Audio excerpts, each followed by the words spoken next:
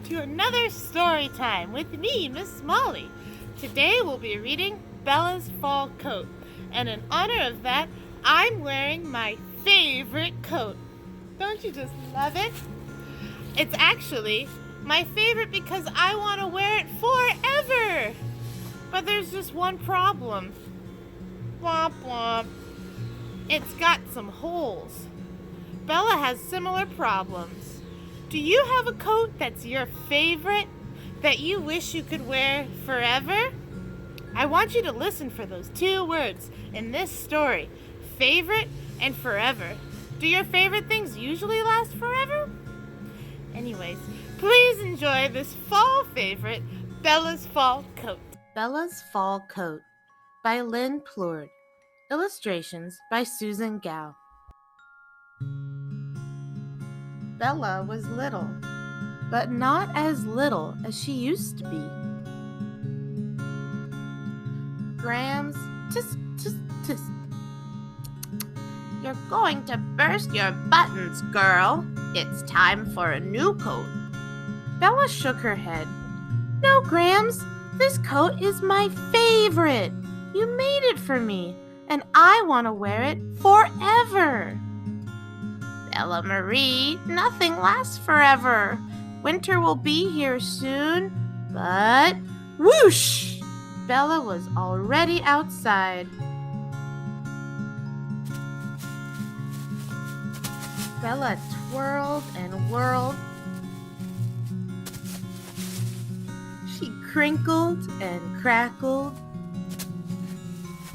She dove down deep and popped back up. When Grams jangled the lunch bell, Bella burst into the kitchen. Eek! Grams screamed. A leaf monster! Bella giggled. It's just me, Grams. Fall leaves are my favorite.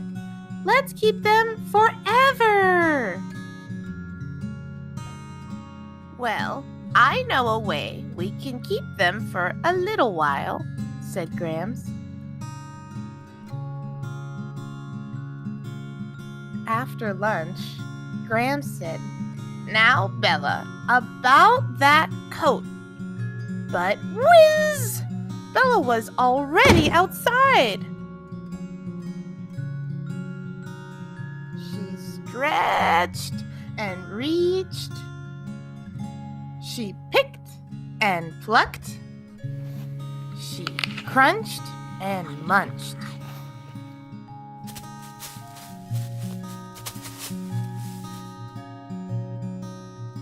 Grams, my coat has pockets big enough for a whole tree of apples, said Bella.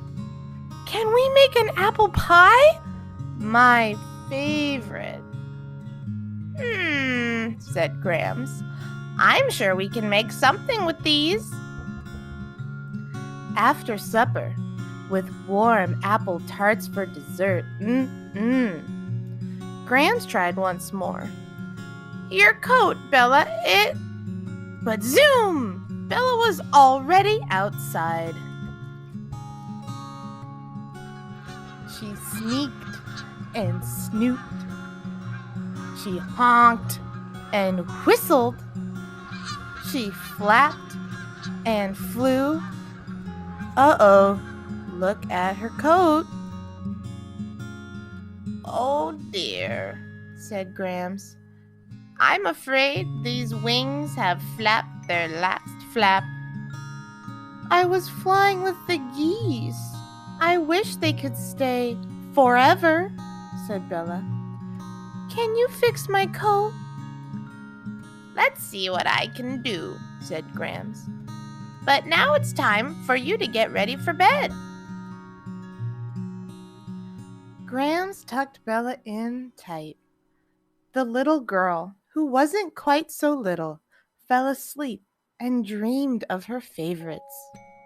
Bright orange leaves, crisp, juicy apples, and soft white feathers. Meanwhile, Grams snipped and clipped. She pushed and pulled. she whirred and snored. The next morning, Bella awoke, her eyes filled with white flakes. "The first snow," said Bella. "Can I go out and play in it?" "Not in your old coat, you can't," said Grams. "You couldn't fix it?" Bella said, her eyes filling with tears. "No, kitten. I'm afraid you're gonna have to wear this one instead." Bella slipped it on. She twirled and whirled. She stretched and flapped. She even found surprises in the deep, deep pockets.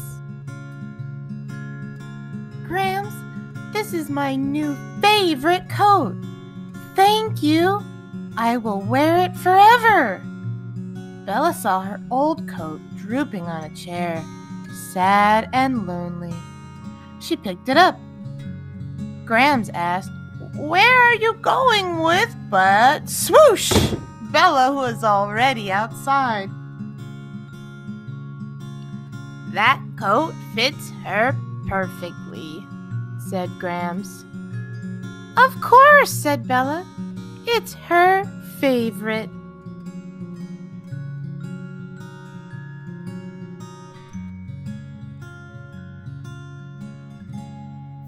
Hi everyone, I hope you enjoyed Bella's fall coat. Do you remember when she and her grandma pressed leaves so they could stay, well, not forever, but for a longer time? I'm going to show you how they did that. First, you're going to need a bunch of leaves. I went on a leaf walk and found some that I thought were really pretty. You'll also need an ironing board, an iron, and I think she used wax paper. I'm going to use parchment paper and we'll see if that works together. Now, this is just one way to press leaves. I'll show you another easier way after this. Another thing, please, please, please do not use an iron by yourself. Better yet, you should have an adult do this for you. Or at least have an adult to help you because irons get very hot. Alright, let's get started. Alright, so we have our parchment paper. You can also use printer paper or wax paper, probably even, I don't know about newspaper, but you can use any kind of paper you have lying around. Here are all of my leaves. I went on a leaf walk and I picked some really pretty ones. Now we live in Portland, so everything's kind of moist all the time. So what we're trying to do in order to save these beautiful leaves so they last longer is to dry them out. And we're going to do that with our iron. Now, like I said before, please have an adult to help you with this. Make sure that your iron is on a medium heat. You don't want it too hot. You don't want to burn your leaf. And definitely, if there's a steam option, turn that off. So, I'm going to pick this leaf to start. And all you do is you fold your piece of paper in half, put your leaf in the middle, and you just go over it gently and smoothly. We want all the water to evaporate out of our little leaf here. Now, this can take a few minutes. This can take up to 5, maybe even 10 minutes if you have a really wet leaf. Probably won't take that long because these leaves are dead. It is fall. You flip it over and you just keep going back and forth.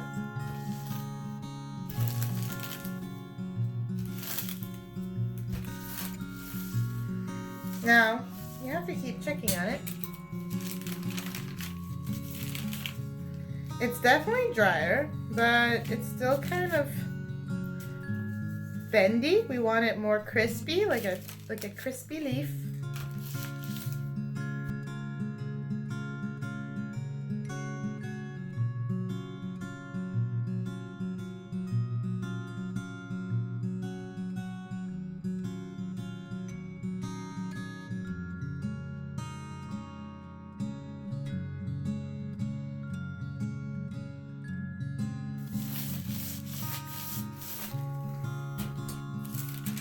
Okay, That looks pretty good. It's pretty stiff.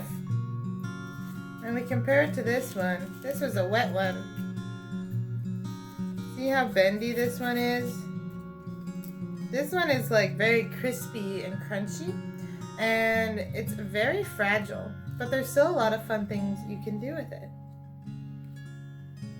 compared to this one. Now, here are a few of the leaves that I've pressed.